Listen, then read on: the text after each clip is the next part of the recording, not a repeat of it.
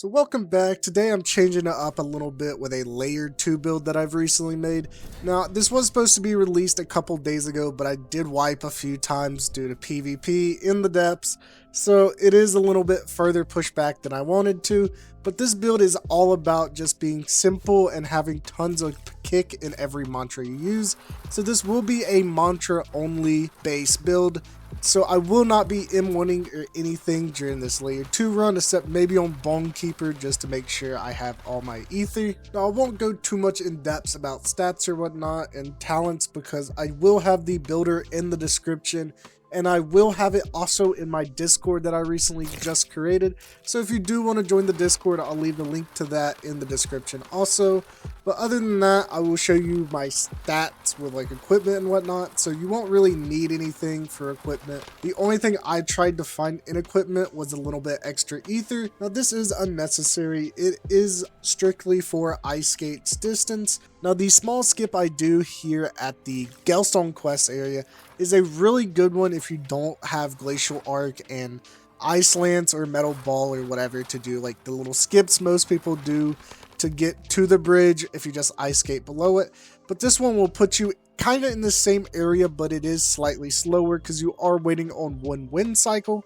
Now before every fight you do on this build, you do want to make sure you're using Flame Within for the extra damage it does give you to the mantras.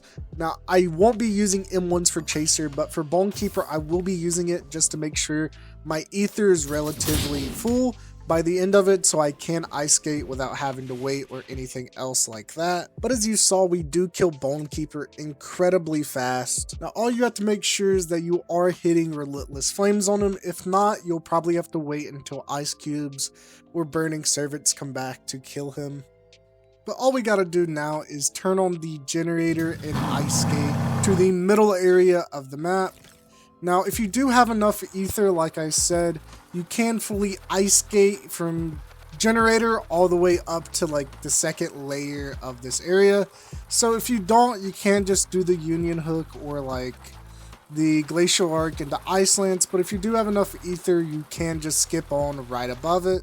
Now, since I don't have Ice Lance, I can't do the Bounder Nest route, so I will be taking like an extra minute or so by going through the cave. But I would like to explain that this build does also supposed to have Taunt, so even with Taunt, I was still 2-phasing him on the build I wiped previously. Before this in PvP, I just didn't record me doing Chaser, so I had to make the build again. So even with Taunt, it is still a 2-phase. But other than that, also as you guys know, I am still using the basic battle axe. Now you can swap this to like a flame hero blade or a frost hero blade, but I won't be M1ing at all, so I didn't see the point of wasting a hero blade for this build. So it is up to your standard, I guess, to use whatever you like. But with all the small stuff out of the way, let's go ahead and see how good this build does put up a fight to Chaser.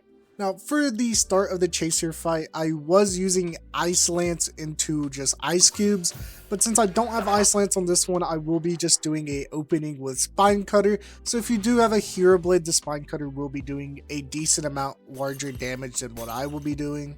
Now, since my HP did drop below 95%, I won't be getting Perfect Flash, and I am using a Bloodless on all mantras. Now, even without Bloodless, you will still 2-phase like I said before, but this does show that this build does have a lot of room for extra damage. So hopefully I can revamp this build slightly and get it to 1-phase. Now I will be trying to do this over within hopefully the next week and then pump out a version 2 of this build or something like that.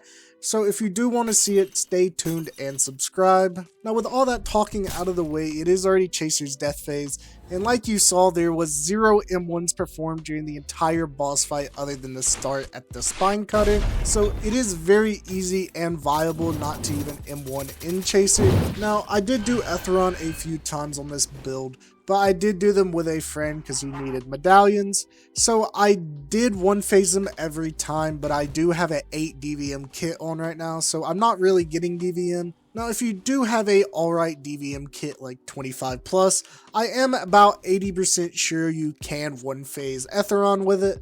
And if you can't one phase you should be able to just kill him by hitting his hand a few times with like relentless flames afterwards. Now, as I said before, the build will be in the description, and I do have a new Discord I did make, so that will also be in the description if you want to click on it. That is all I do have to show for this build, so thank you for watching.